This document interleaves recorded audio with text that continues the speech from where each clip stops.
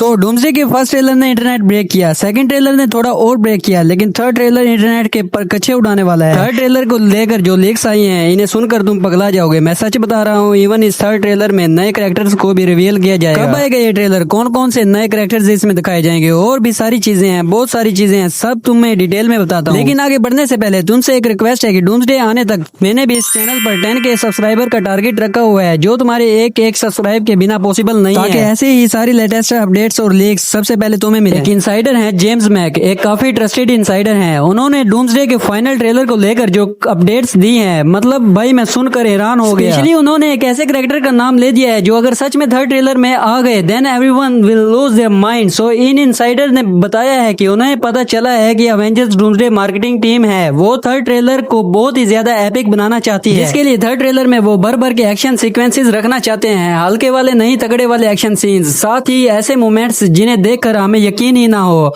I can't believe this वाले moments. लेकिन इसके आगे उन्होंने जो बोला सुनकर तुम्हारी तबीयत खुश हो जाएगी। उन्होंने कहा कि इस फाइनल ट्रेलर में 2 अनअनाउंस्ड कैरेक्टर रिवील किए जाएंगे, पहला है मोबियस एंड दूसरा है स्टीफन स्ट्रेंज।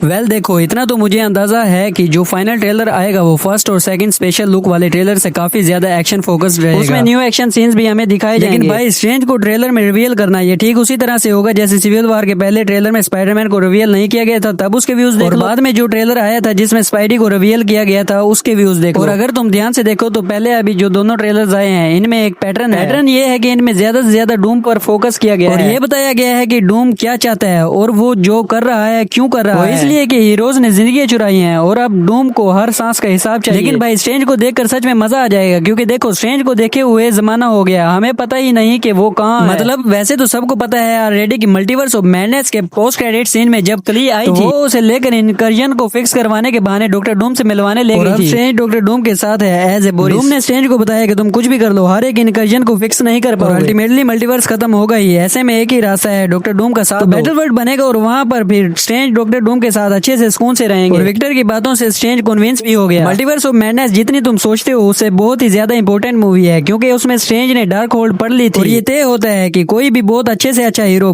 भी एक बार डार्क होल्ड पढ़ ले तो आगे चलकर उसे करप्ट होना बिल्कुल तय है। स्ट्रेंज ने ना सिर्फ डार्क होल्ड पढ़ी बल्कि उसका मैजिक भी यूज किया। अभी वो पूरी तरह से इविल नहीं बना था, लेकिन शुरुआत हो चुकी थी।